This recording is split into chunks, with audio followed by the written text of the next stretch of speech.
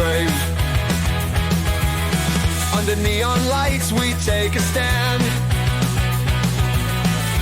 Knights and wizards across the land.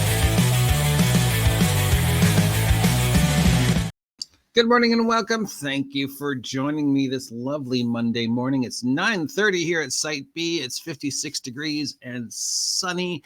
It's the 10th day of March. Hopefully you have all recovered from daylight savings hangover and your brain is used to it. I mean, you think that daylight savings times wouldn't bother you that much, but everybody's, yesterday everybody talked to was like, I'm so tired, my brain's not working. It's daylight savings, man. It's just, I don't know why. I thought we were getting rid of that. Pretty sure I remember voting to get rid of that twice. I remember 2-3 different presidential candidates saying, I'm getting rid of it. It's still there. I don't know why we need it anymore.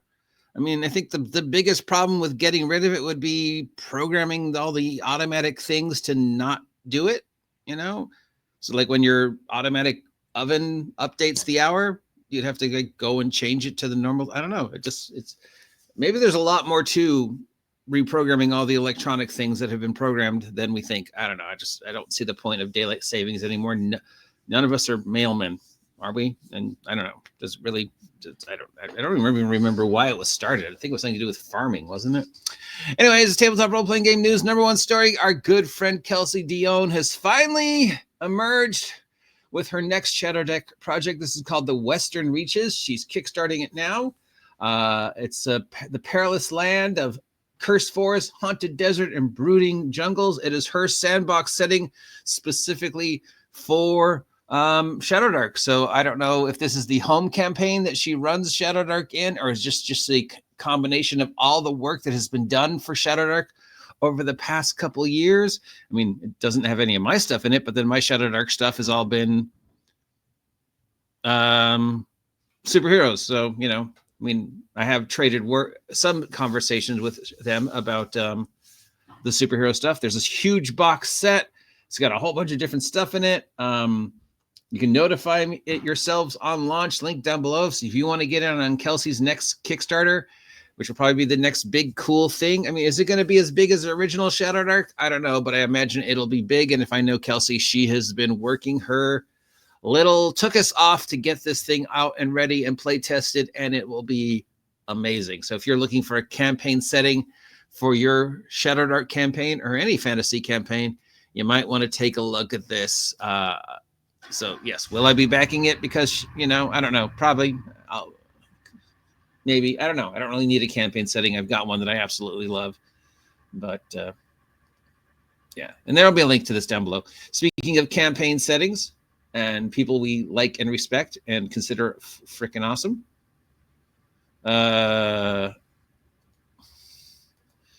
Hank has released Crown and Skull Volume 2. It's not only does it covers Hank's takes on dragons, it also covers more of the world of Crown and Skull and features some wrecked spacecraft. Little nod to Expedition to the Barrier Peak and Temple of the Frog. So this is Volume 2 of the Runehammer Crown and Skull, the child of Index Card RPG. This is something that Hank has been working on for years. It's got all his amazing art, all his amazing insight. I'm a huge fan of Hank and Runehammer and Index Card role-playing game, and just that that man was definitely one of my inspirations for getting back into game design a couple years ago, and for doing the whole YouTube thing. I definitely rate him in my Mount Rushmore of the people who convinced me to do the YouTube thing. And I mean, I'll never be as big as Hank, but Hank's pretty awesome. And his insight into the gaming hobby and his love for the gaming hobby is truly inspirational. So if you haven't had a chance to check that out yet, and you're looking for another fantasy world, or you're looking just to get deeper into the wonderfully wacky, weird imagination of our good friend over at Runehammer, check this out. Apparently he has his very own game store. I think it's in Philadelphia. I don't know. So there's a Runehammer game store out there. So that's cool. I mean, I think that's on the every tabletop role-playing gamer's bucket list: work at or own a game store. It's not always cracked up to be, but yeah. All right, now we've got some sad news. Well, not sad news, just inevitable news. I am inevitable. And that's this. Drive-through print on demand prices going up by as much as 50% in the US. So like a black and white hardcover. Not that does anybody order hardcover from drive-through? I think most people get their hardcovers from Lulu and just do soft cover PODs like I do. So normal 100-page black and white soft cover will increase from say $4 to $6. 300-page black and white hardcover would increase from $14 to $20. Standard color 100-page soft cover POD would go from $8 to $9. 300-page color hardcover would go from $23 to $26. And if you were one of those people who like, I need the premium one, that would go up an average of, well, apparently the 100-page premium color soft covers decrease in price for some reason, but all the other prices increase. So it is more expensive to get a black and white POD than it is to get a premium color. A premium color soft cover would go from 16 to 14. I don't know why, but apparently is there a reason why they're decreasing?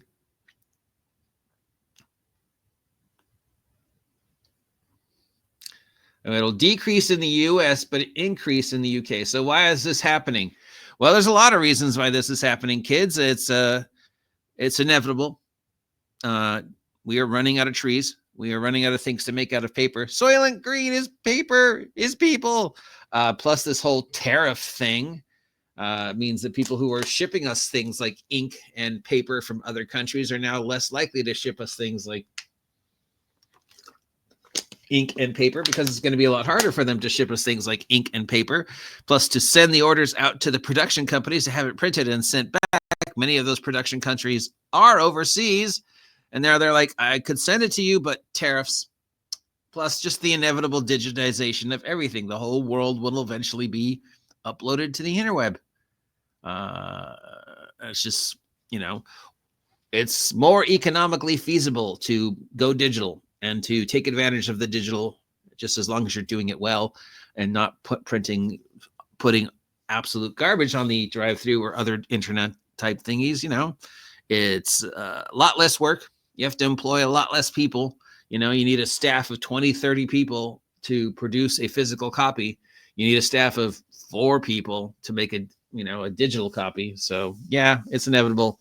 If you are a POD person, then this is going to hit your pocketbook hard. If you're not a POD person, PDF prices will probably remain same, or maybe go up, or maybe go down. I don't know. Possibly they'd go down at first, and then later on, to make up for the money they're losing from the PODs, PDF files will probably go up, because they're going to be losing money on the PODs. All right.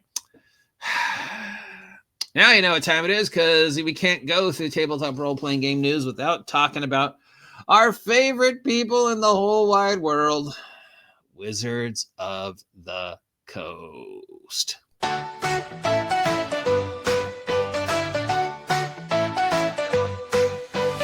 Laughing aloud now, magic in the air.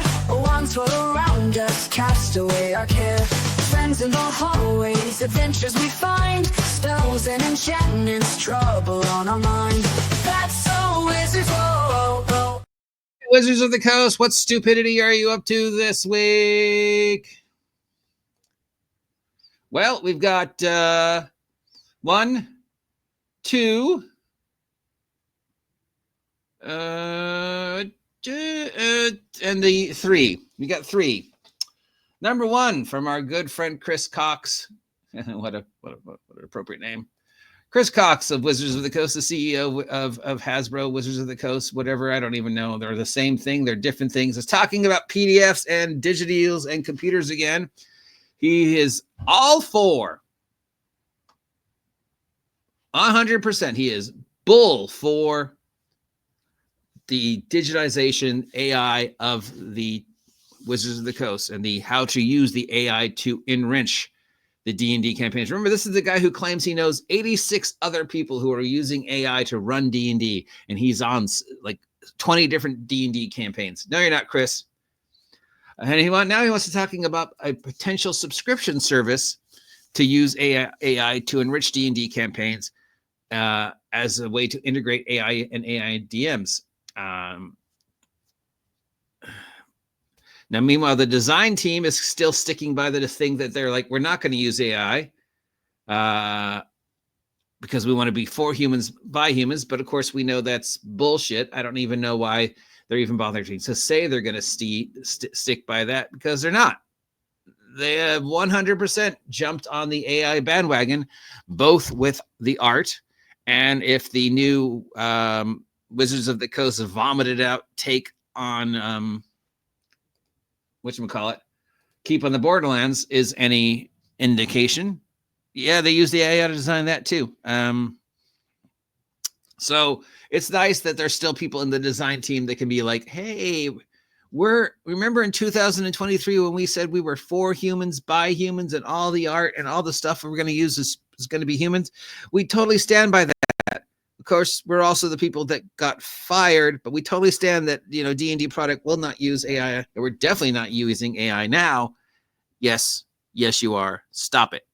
So yeah, Chris Cox is saying something we're always saying, and this the idea that he wants to add yet another layer of subscription service / DLC / pay to win / pay to cosmetic service to his already growing Wizards of the Coast digital empire is not a surprise, because now you're going to have to pay for D&D Beyond, plus the various tiers of D&D Beyond, then the VTT, plus the various tiers of the VTT, and now we're going to have another potential subscription service that uses AI to enrich D&D campaigns even more. So this will be separate to Sigil, the VTT, which went live last week and is already receiving horrible, problems and stuff, and in birthing pains and just whatever. I haven't heard anybody say anything nice about Sigil yet. Thank you. But that's not all, because Wizards of the Coast, we've got also they're apparently messing around with Ravenloft again. We've got a new standalone novel coming out set in the Ravenloft universe called Heir to the Ravenloft Throne, or Strahd's Heir. So basically some new bumbling fool is going to bumble their way into Ravenloft, and Strahd's going to go, you are the heir to my kingdom. You're a vampire. You don't need an heir. You live forever, dude. Haven't you sired a bunch of vampires who could take over for you? Nope. I want this idiot to be a new person in charge of Ravenloft. Wizards of the Coast has already ruined Ravenloft. I might as well take vacation and let this dude run Ravenloft for me. You idiot, run Ravenloft now. Make it scary. I don't know how to make it scary. Fine, make it comfy and cozy. Comfy and cozy. Turn Ravenloft into a Starbucks. I don't know. I'm out of here. So yeah, we got that going on. And we're talking more about the tile-based character creation system. The tile-based character creation system. So we had the Player's Handbook 2024 character creation system. Then we have Monster Manual 2025, which says, here's the new stat blocks. Here's the new thing. It supersedes what's in the Player's Handbook. Everything going forward, it's going to use this. Then we have the new starter set that came out last week. The Keep on the Borderline Cave of Chaos starter set, which is using this tile-based character creation system, which I guess now supersedes the Player's Handbook one. So you lay down the little cards to build your characters. They did something similar to this in the Saga system. If anybody remember the Saga system Star Wars, the Saga system D&D, in the Saga system Marvel, you had your character you drew cards to build your character, and you kept the cards out to play the characters. And I don't remember it a lot. I remember it being very clunky, very gimmicky. And I remember asking the same question then that I asked when Daggerheart announced that they were going to use a tile-based card-based system. And now that Wizards of the Coast is using this tile-based card-based system for character creations in the new starter set, I would ask the same question. What happens if I lose the cards? What happens if I forget my cards? Oh, I didn't bring my cards, so I can't do my thingies. Now, I love the props, guys. Don't get me wrong. You have heard me say this 1,000 times. I love the props. I love the props for magic items. I love the props to show you what an NPC looks like. And I especially love the cards that show you what the spells do, because you can just put them in a Magic the Gathering binder, put the cards in the order of your casting them for the day. And when you've cast that spell, you just flip it and put it back. But what happens if I lose the cards? Well, normally you still have the player's handbook to go back to if you've forgotten the cards. But both Daggerheart and this, and I think the fourth version, didn't have a something to back it up. I don't remember the fourth one, so correct me if I'm wrong. But I know the Daggerheart one doesn't really have the reference to go back to, and it doesn't really sound like this one's offering a reference to go back to. So if I don't bring my cards, I don't have a reference for my character. I don't have a thing to go, bam, this is what I do. And why do we need this? Why do we need equipment cards and stuff like that? Are we just assuming that our players are just that unorganized and that idiotic and that dumb and, you know, can't figure out D&D Beyond? Well, actually, yeah, we know D&D Beyond is completely bug awful, between my personal horror stories about D&D Beyond and our recent horror story from our friends at Critical Role, who proved beyond a shadow of a doubt that, one, it's not backwards compatible, and two, D&D Beyond is the worst source for trying to keep track of what your character can and cannot do. Took the guys, 10 minutes for them to figure out a difference between the rules for one character to do one thing, and of course 20 minutes for that kid in that D&D game I was in to figure out how to add plus 1d6 to their character's damage using D&D Beyond. So, but now you just replace the cards. But what if I got the cards and then I get a thing that says plus 1d6? I need a card says 1d6. Now, why would Wizards be using the card system? Well, they seem to be insinuating that the Magic the Gathering cards that link to Dungeons and Dragons will now also be able to be used with part of the character building cards. So there'll be Magic the Gathering cards that offer also things to be added to your character sheet for the card-based, tile-based thing. Now, that's not 100% sure. They haven't actually said that, but they've insinuated at that, and it would make sense for them to do that. So don't take my word that they're actually what they're going to do, but, we know how they think. And after the Q4 numbers, they need to rethink what they think is going to, said the word think way too many times. They need to rethink what's going to sell, because Magic the Gathering numbers were down for the first time in a long time. In fact, Wizards of the Coast, all their numbers were down. All Hasbro's numbers were down Q4, but Wizards of the Coast numbers were down, except for digital.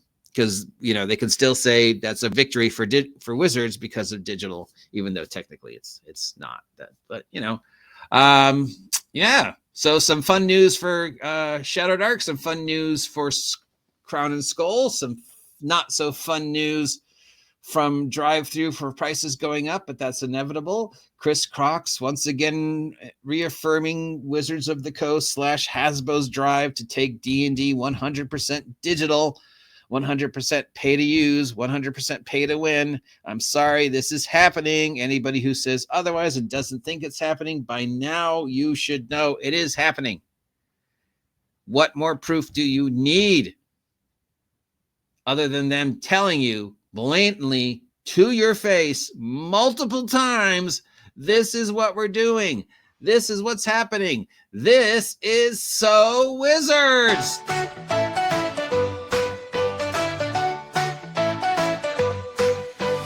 Laughing aloud now, magic in the air. Once were around us, cast away our care. Friends in the hallways, adventures we find. Spells and enchantments, trouble on our minds.